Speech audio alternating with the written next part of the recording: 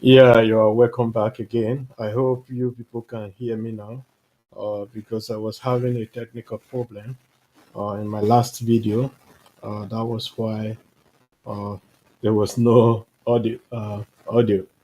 So I'm sorry for that. I hope everyone can hear me now, very loud and clearly. So let me go back again where I start. So I want to use this medium to thank the leaders of ECOWAS, the leaders of OAU, and the UN for their mediation about the issue with Niger. I want to thank especially the Nigerian president for not using military force against Niger. Why am I saying this? Because Niger, they are our brothers and sisters. Likewise, the whole of Africa, we are brothers and sisters. We have seen in the past 2 years so many bloodshed in Africa that we don't need more bloodshed again. And in the issue of Niger, Nigerian and the ECOWAS have every right to intervene in Niger. Uh, by intervening, they are trying to restore something that was uh, legally and publicly put in place for Niger. Likewise, the democratic process in Niger. The, the military junta in Niger should also understand the position of ECOWAS and Nigeria because Nigeria have a lot of investment in Niger. Nigeria have a lot of investment in Niger. And the problem is not just the investment, but the problem is uh, what uh, what is at stake. You see, Niger is the poorest country in one of the poorest country in Africa. I would not say the poorest country in Africa, but one of the poorest country in Africa. And I'm pleading with Nigeria here today to please open the border with Niger so that the people who need assistance should get assistance.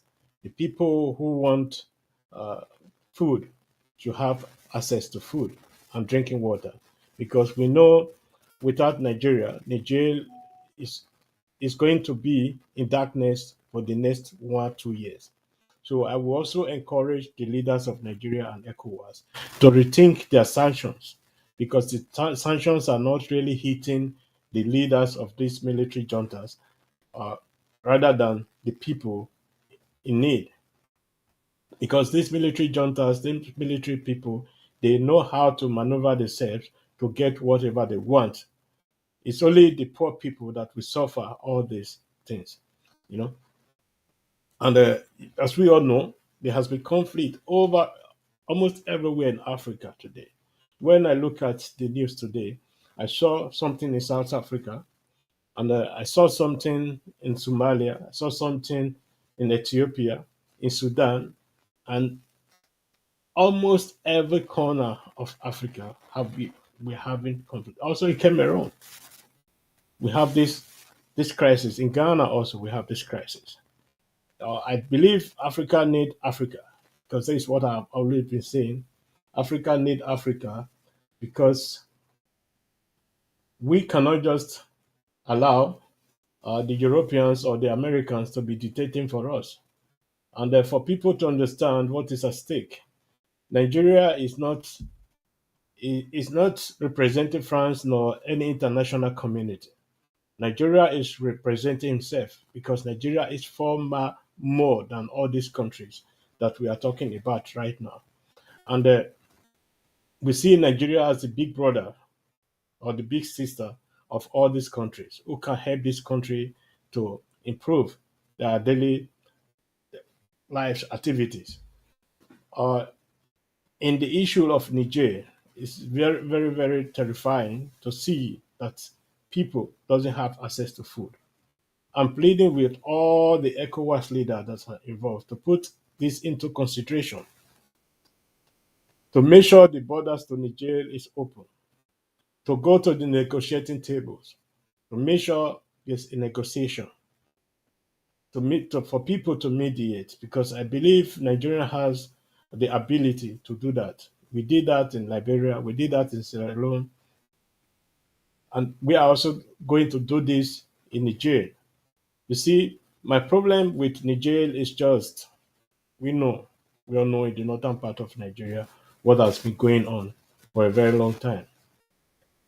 Niger has a very, very good relationship to the northern part of Nigeria because there is intermarriage and there is also interfamily process that is going on there. So we cannot just cut off these people from their family. And I believe in every conflict, there's also always a solution. The only thing we need to do, each of these party has to move closer to each other, have to move closer to each other, and they have to also make sure there's always contact, to make sure there's always a contact, to make sure they move to each other, you know, because I know it's very, very difficult for the ECOWAS, because this is not a sign of weakness that people are trying to say this is a sign of weakness from ECOWAS side uh, if they cannot deal with Niger. But I mean, I would like to say this to people who are always criticizing.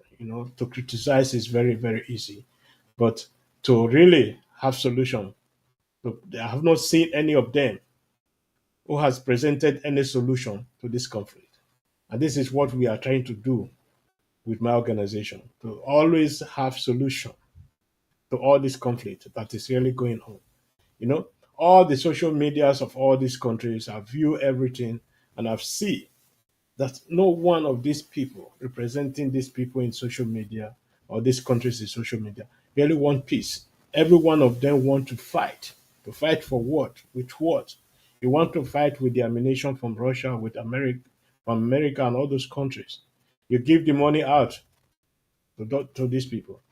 So, my own opinion, if you criticize, always also have a solution, because solution is the key to peace in that region. And I'm still appealing to Nigeria and to ECOWAS leaders to please remove the military option from the table and to also reconsider the sanctions that was imposed on these leaders. And from the Malian side or from the Niger side, they should also offer something. They should also release the detained president, former president, or president of that country, because he's still the president, is elected, to release him and also make a compromise with ECOWAS, because we cannot be neighbors and start fighting each other. We cannot be enemies, because many people now believe that Nigeria is enemy of Nigeria, Nigeria is enemy of uh, Mali and Burkina Faso. We are not enemy to any of you people. We are your brothers and you are our brothers. We are your sisters and you are our sisters. All Africans are brothers and sisters. That's how it's supposed to be. If Nigeria is threatening to use force in Niger, with good reasons, because Nigeria has a lot of investment in Niger that is really going on. And we can see that there's a break that the Nigeria was trying to bring in investment to Niger to make sure Niger is stabilized. You see, the problem with all these military leaders I'm having in these three countries is that they don't have any plan for these countries.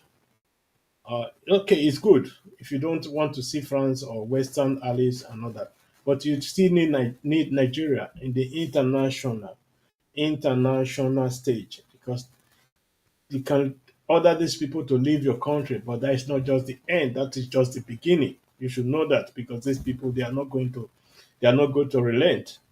They are going to punish you in the international stage.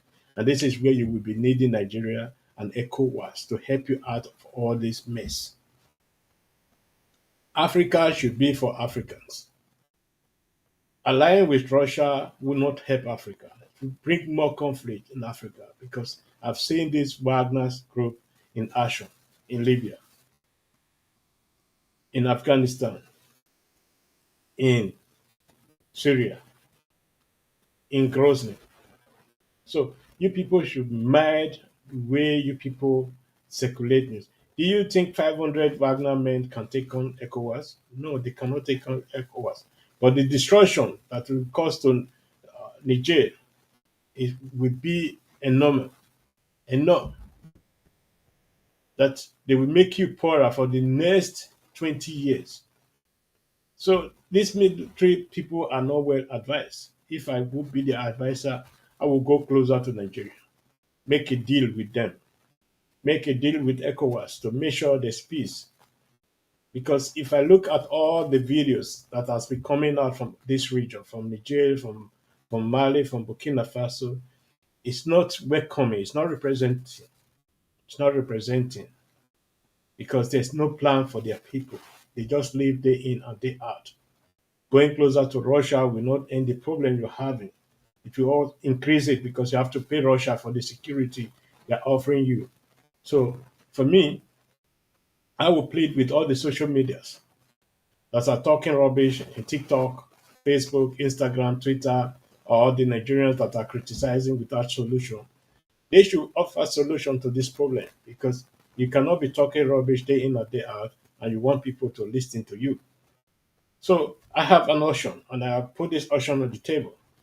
And I want you people to go out to put your option in the table. We have seen in this country, this social media that is representing their country, we have seen what they are doing in the social media, try to position Nigeria as enemy, try to position Nigeria as puppet of the France and other. Nigeria is not in one way or the other puppet of any nation. Nigeria has its own sovereignty.